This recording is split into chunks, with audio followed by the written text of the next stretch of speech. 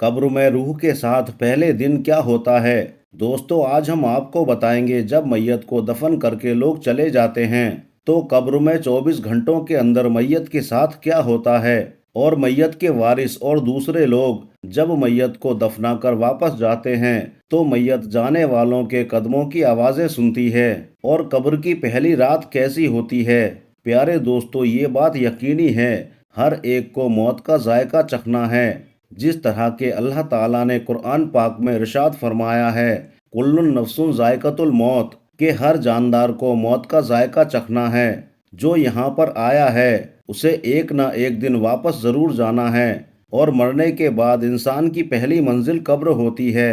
एक हदीस शरीफ में है कि प्यारे नबी सल्लल्लाहु अलैहि वसल्लम ने इरशाद फरमाया, कब्र इंसान की पहली मंजिलों में से एक मंजिल है। अगर इंसान इसमें कामयाब हो जाए तो आगे की मंजिल आसान हो जाती हैं, और अगर इस मंजिल में फंस जाए तो आगे की मंजिलें भी खराब हो जाती हैं। एक हदीस शरीफ में आता है कि हुजूर अकरम सल्लल्लाहु अलैहि वसल्लम ने इरशाद फरमाया कि अल्लाह पाक की तरफ से कब्रों पर एक फरिश्ता मुतय्यन है। जब मैयत को दफन किया जाता है तो वो इसके कब्र की मिट्टी बराबर करता है, और लोग जब वापस जाने के लिए मुड़ते हैं तो कब्र से एक मुट्ठी मिट्टी लेकर लोगों पर फेंकता है और कहता है कि दुनिया की तरफ वापस चले जाओ और अपने मरने वालों को भूल जाओ। प्यारे दोस्तों, हज़रत अली रज़ियल्लाहु ताला अन्हु ने इरशाद फरमाया कि मैंने नबी करीम सल्लल्लाहु अलैहि वसल्लम को ये फरमाते हुए सुना कि इंसान की मुश्किल तरीन रात कब्र की पहली रात है, क्योंकि जब उसके दोस्त, रिश्तेदार, औलाद और इसको दफनाने वाले इसको दफना कर चले जाते हैं तो वो इंसान रोता है, हर एक दोस्त के पास जाता है, उन्हें रोकने की कोशिश करता है कि मुझे छोड़कर ना जाओ, लेकिन अफसोस इसकी आवाज़ कोई नहीं सुन सकता। तो अब वहाँ पर कब्रिस्तान में हर कोई अकेला रह जाता है। तब हमारा सामना फरिश्तों से होता है जो हमारे आमाल होते हैं। अब वो किस शक्ल में हमारे पास आते हैं, अच्छे या बुरे, इस बारे में कोई कुछ नहीं कह सकता। तब वो हमसे इस दुनिया में गुजारी हुई ज़िंदगी के बारे में सवाल करेंगे, जिन सवालों के जवाब हमारी ज़िंदगी में मौजूद हैं जब हम सांस ले रहे हैं। और एक हदीस शरीफ में आता है कि सल्लल्लाहु अलैहि वसल्लम ने इरशाद फरमाया कि तुम कब्रिस्तान जाया करो, क्योंकि कब्रिस्तान मौत की याद दिलाता है, इससे इबरत हासिल होती है। मैंने अपने रब से अपनी वालिदा की कब्र पर जाने की इजाज़त मांगी थी, मुझे इसकी इजाज़त मिल गई, लिहाजा तुम भी कब्रिस्तान जाया करो। इससे दुनिया कुछ नहीं है और ये एहसास होता है और आखिरत की याद आती है। हज़रत सैयदना सईद बिन मुसैयब रज़ियल्लाहु ताला अन्हु इरशाद फरमाते हैं कि एक मर्तबा हम हज़रत अली रज़ियल्लाहु ताला अन्हु के साथ मदीना मुनव्वरा के कब्रिस्तान में गए। हज़रत अली ने कब्र वालों को सलाम किया और फरमाया, ए कब्र वालों, तुम अपनी खबर बताओ या हम तुम्हें बताएं। हज़रत सईद बिन मुसैयब रज़ियल्लाहु ताला अन्हु फरमाते हैं कि हमने कब्र से वालेकुम अस्सलाम व रहमतुल्लाहि व बरकातुहू की आवाज़ सुनी, और कोई कहने वाला कह रहा था, ए अमीरुल मोमिनीन, आप ही खबर दीजिए कि हमारे मरने के बाद दुनिया में क्या हुआ। हज़रत अली ने फरमाया, सुन लो, तुम्हारे माल तकसीम हो गए, तुम्हारी बीवियों ने दूसरा निकाह कर लिया, तुम्हारी औलाद यतीमों में शामिल हो गई, जिस मकान को तुमने बहुत मजबूत बनाया था इसमें तुम्हारे दुश्मन आबाद हो गए।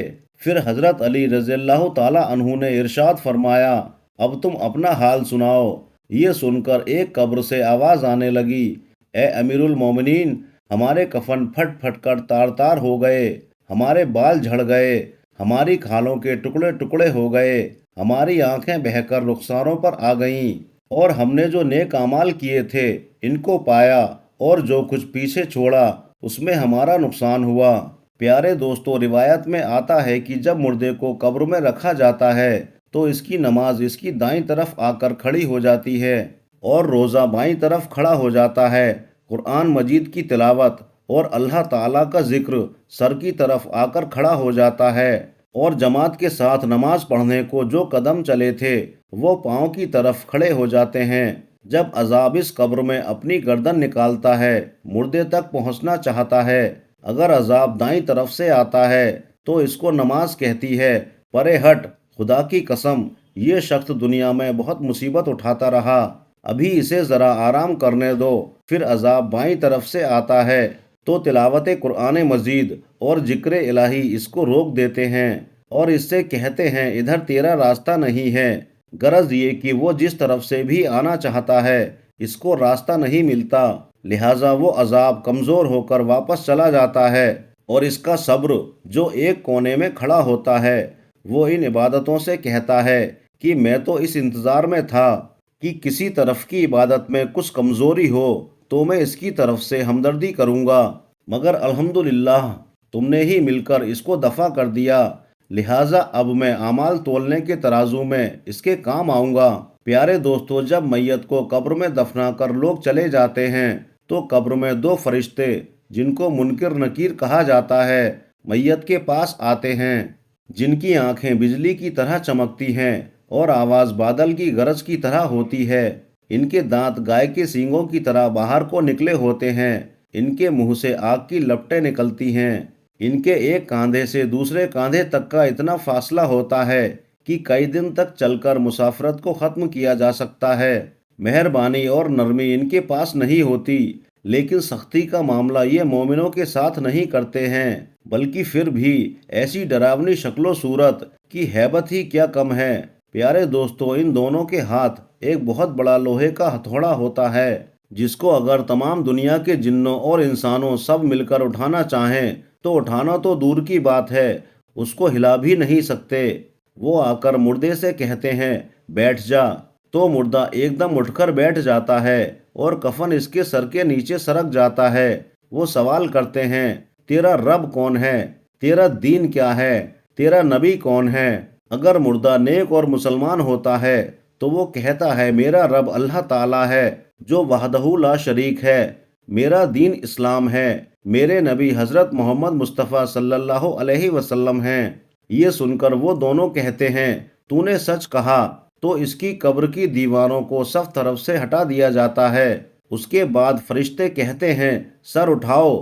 مردہ جب اپنے سر کو اٹھاتا ہے تو اس کو ایک دروازہ نظر آتا ہے جس میں جنت نظر آتی ہے، اور وہ کہتے ہیں اے اللہ تعالیٰ کے دوست، جو جگہ تمہارے رہنے کی ہے اس وجہ سے کہ تم نے اللہ تعالیٰ کی اطاعت اور فرما برداری کی ہے۔ اس کے بعد وہ فرشتے کہتے ہیں کہ اپنے پاؤں کی طرف دیکھ۔ جب وہ دیکھتا ہے تو دوزخ کا دروازہ نظر آتا ہے جس سے دوزخ کا حال نظر آتا ہے۔ وہ فرشتے کہتے ہیں اے اللہ تعالیٰ کے بندے، تو نے اس دروازے سے نجات پالی ہے۔ اس وقت میت کو اس قدر خوشی ہوتی ہے جو کبھی ختم نہیں ہوگی۔ اس کے بعد اس کی قبر میں 70 دروازے جنت کے کھول دیے جاتے ہیں جن سے جنت کی ٹھنڈی ہوا اور خوشبوئیں آتی رہتی ہیں، اور قیامت تک وہ انہی بہاروں میں رہے گا۔ پیارے دوستو، دوسری طرف جب نافرمان گنہگار کو قبر میں رکھا جاتا ہے تو قبر اس پر تنگ ہو جاتی ہے کہ اس کی پسلیاں دوسری طرف کی پسلیوں میں گھس جاتی ہیں۔ اس پر گنجے اور کالے سانپ مسلط کر دیے جاتے ہیں۔ پھر اس کے پاس دو فرشتے منکر اور نکیر آتے ہیں۔ وہ آ کر پوچھتے ہیں کہ تیرا رب کون ہے؟ تیرا دین کیا ہے؟ تیرا نبی کون ہے؟ وہ ان کے ہر سوال میں جواب یہی دیتا ہے میں کچھ نہیں جانتا، میں کچھ نہیں جانتا، مجھے نہیں معلوم۔ پھر وہ فرشتے اس قدر زور سے مارتے ہیں کہ اس کی گرج کی چنگاریاں قبر میں پھیل جاتی ہیں۔ اس کے بعد وہ فرشتے کہتے ہیں کہ اوپر دیکھ، تو مردہ اوپر کی طرف جنت کا دروازہ دیکھتا ہے۔ جنت کی باغوں کی بہار اس کو نظر آتی ہے۔ فرشتے اس نافرمان سے کہتے ہیں کہ اللہ تعالیٰ کے دشمن اور نافرمان، اگر دنیا میں تو اللہ تعالیٰ کی اطاعت اور فرما برداری کرتا تو یہ تیرا ٹھکانہ ہوتا۔ ایک حدیث میں آتا ہے کہ صلی اللہ علیہ وسلم نے ارشاد فرمایا کہ قسم ہے اس پاک ذات کی جس کے قبضے میں میری جان ہے، اس کو اس وقت ایسی حسرت ہوتی ہے کہ اس جیسی حسرت پھر کبھی نہیں ہوگی۔ پھر دوزخ کا دروازہ کھولا جاتا ہے اور وہ فرشتے کہتے ہیں اے اللہ پاک کے دشمن، یہ تیرا ٹھکانہ ہے، اسی لیے کہ تو نے اللہ تعالیٰ کی نافرمانی کی۔ پھر جہنم کے 70 دروازے اس کے لیے قبر میں کھول دیے جاتے ہیں جن سے قیامت تک گرم ہوائیں اس کو آتی رہتی ہیں۔ پیارے دوستو، قبر کا معاملہ بہت سخت ہے۔ حضور اکرم صلی اللہ علیہ وسلم نے ارشاد فرمایا کہ قبر تمام فتنوں سے بڑا فتنہ ہے۔ ہمیں چاہیے کہ ہم اللہ تعالیٰ کی نافرمانی سے بچیں اور نیک اعمال کریں اور قبرستان میں جایا کریں، تاکہ ہمیں بھی اپنی موت کی یاد آئے اور موت کو یاد کر کے ہم دنیا کو بھول جائیں اور آخرت کی تیاری کریں۔ آخر میں اللہ تعالیٰ سے دعا ہے، اللہ تعالیٰ ہمیں نیک اعمال کرنے اور گناہوں سے بچنے کی توفیق عطا فرمائے اور ہمیں اپنی قبر اور اپنی آخرت کی تیاری کرنے کی توفیق عطا فرمائے۔ آمین یا رب العالمین۔ دوستو، یہ ویڈیو آپ کو کیسی لگی ہمیں ضرور بتائیں۔